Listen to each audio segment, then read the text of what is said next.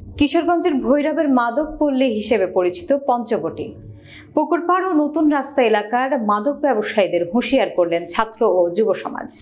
মাদক বিক্রি বন্ধ না করলে ভৈরবের ছাত্র ও যুব সমাজ এসব এলাকার মাদক ব্যবসায়ীদেরও 5 আগস্টের মতো পতন ঘটিয়ে ছাড়বে। বিস্তারিত থাকছে ভৈরব প্রতিনিধি জয়নাল আবেদিন রিটনের প্রতিবেদনে। সোমবার বিকাল 5টায় পৌর কবরস্থানের সামনে এই বিক্ষোভ মিছিল ও মানববন্ধনে বক্তারা বলেন, মাদক ব্যবসায়ীরা দীর্ঘদিন যাবৎ ভৈরবের স্বর্গরাজ্য তৈরি করেছে। এর মধ্যে উল্লেখযোগ্য 3 নম্বর ওয়ার্ড পঞ্চবটি ও ঘোড়াকান্দা। দীর্ঘ 16 বছর আওয়ামী লীগের কিছু প্রভাবশালী নেতা, পুলিশের কতিপয় কিছু অসাধু কর্মকর্তা এবং কিছু সংখ্যক সাংবাদিকের শেল্টারে পঞ্চবটি পুকুর পাড় ও নতুন রাস্তা এলাকা যেন মাদকের হাটে পরিণত হয়। সকাল থেকে শুরু করে চলে গভীর রাত পর্যন্ত মাদক বিক্রি ও সেবন। মাদকের ব্যাপকতা বৃদ্ধি পাওয়ায় শহরে দিন দিন বাড়ছে চুরি, ছিনতাই, ধ্বংসের মুখে যুব সমাজ। বক্তারা আরো বলেন, পঞ্চবটির চিহ্নিত মাদক কারবারি সুমি, সাদ্দাম, সোহাগ, রবিন ও রাজনকে দ্রুত সময়ের মধ্যে আইনের আওতায় নিয়ে বিচার করতে হবে। মাদক প্রতিরোধে কোনো রকম ষড়যন্ত্র হলে তাদেরও 5 আগস্টের মতো লাল কার্ড দেখানো হবে। মানববন্ধনে বক্তব্য রাখেন মুফতি রাফিউজ্জামান, মোহাম্মদ মামুন, সিদ্রাতুল রশিদ পিয়াল, আরাফাত ভুইয়া, আজহারুল ইসলাম রিদম। এছাড়া উপস্থিত ছিলেন ইরাফাত পাটোয়ারি, রিয়াদ ইসলাম, জাহিদুল ইসলাম, ইমতিয়াজ আহমেদ, কাজল, অলিউল ইসলাম সহ অনেকে।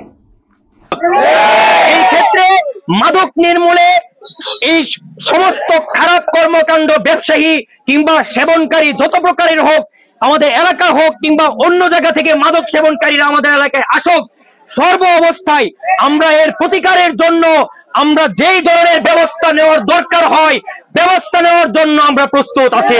আপনারা আমাদের সঙ্গে হাতে হাত মিলিয়ে যদি আমাদের সাথে থাকেন, ইনশাআল্লাহ আগামীতে কোন মাদক সেবনকারী, মাদক ব্যবসায়ী, কোন সিন্ডিকেট এই ভৈরবে থাকতে পারবে না ইনশাআল্লাহ।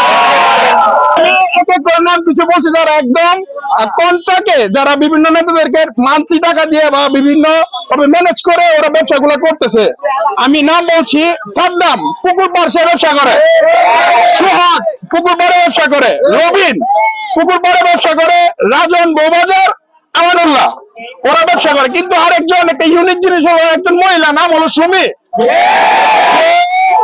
সে মানে কি বলবো, মানে সে লেডি স্টার, মানে লেডি গ্যাংস্টার, যে সে ব্যবসা করতেছে। তার নামে তাকে ক্রসফায়ারের অর্ডার ছিল, তার নামে মেবি 25+ মানে 25টারও বেশি মামলা তার নামে পেন্ডিং আছে, বিভিন্ন ভাবে তার ওয়ারেন্ট আছে।